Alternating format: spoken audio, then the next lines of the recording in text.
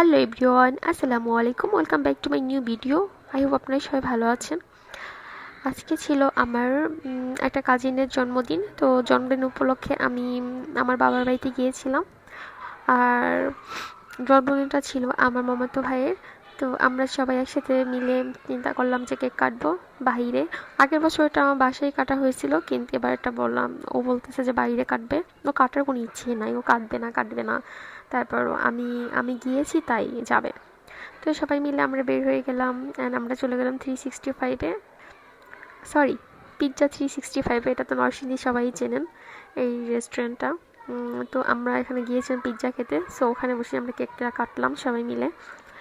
আম, আর ও এরকমই, ও একদমই মানে ছবি টবি তোলা, ভিডিও করে এগুলো পছন্দ করে না।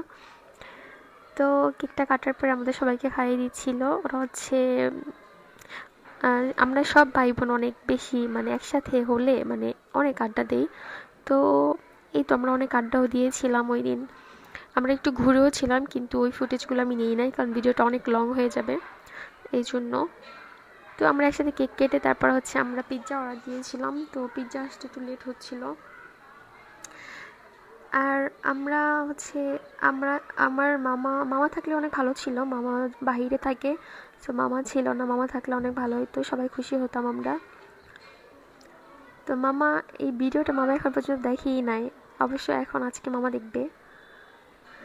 তো আমরা ওয়েট করছিলাম পিৎজার জন্য অ্যান্ড অবশেষে পিৎজা এসে পড়লো অ্যান্ড আমরা সবাই খেলাম। কিন্তু আমরা 3টা পিৎজা অর্ডার দিয়েছিলাম, অনেক বড় সাইজের। সো এটা আমরা খেয়ে শেষ করতে পারছিলাম না।